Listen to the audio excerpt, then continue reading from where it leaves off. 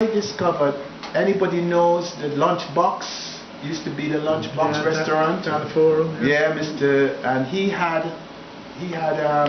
done Pardon and a couple of, they had a hit at the time. Yeah, the Sorrows. The Sorrows. Take Her Home. I know he knows everything.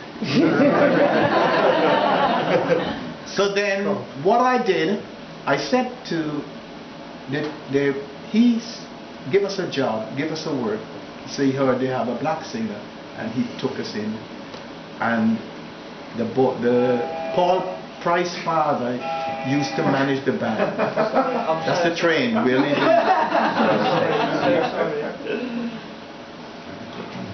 You alright? Yeah, sorry, I'm so sorry. That's alright. Yes, it's alright.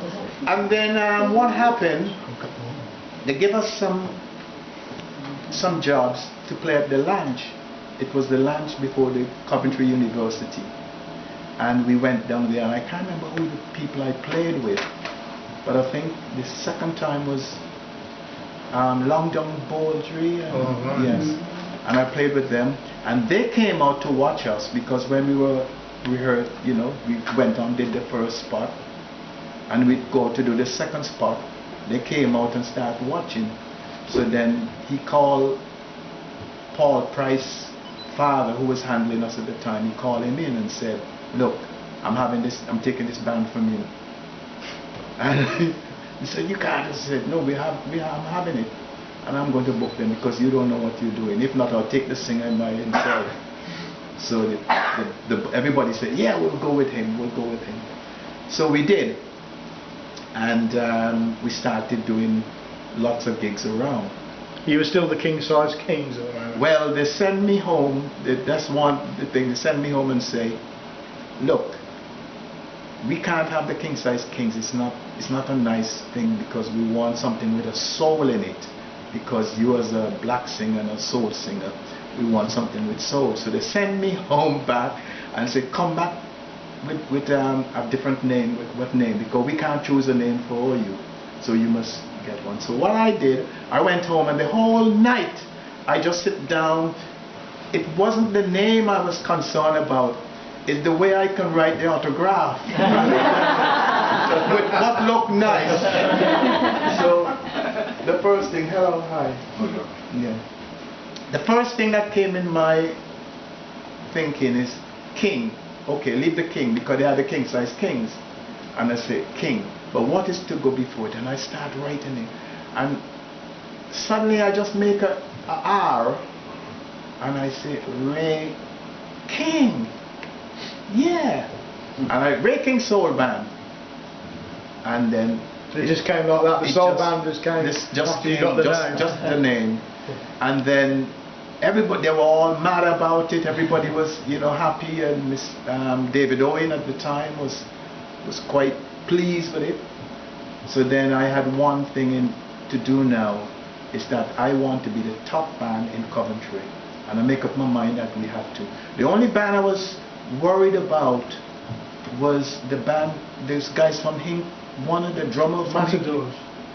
The Matadors. From Hinckley. Yeah. There was a good band.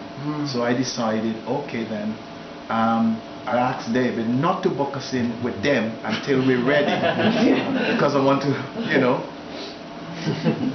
So then everywhere we go in the Walsgrave, we were getting encore and encores and encore, which they wasn't getting as the king size kings. And when I was ready for the Matador, I asked him, "Can you book us down the Polytechnic?" And he did. And when I see how we played with them, I said, "Right, I'm ready for the world." Truly, I said yes, because one of the things that I had in mind all the time is that if I played with, you name them, Otis Redding and all these different people. I never go and think, well, oh yes, I have to match up with them, I have to be the thing. I'm going as there as my equals, because if I count myself as someone who is worthy to be on the same stage, then why should I be frightened of anything? So I go out there and think. What I did, what's his name? Benny King, who sing Stand By Me. Stand By Me. It's a song I was doing all the time, and I still do it up to today. You can't do it in And- second, yeah, cappella. We can. Can we? Well, we'll talk about that later. Oh, right, What happened is that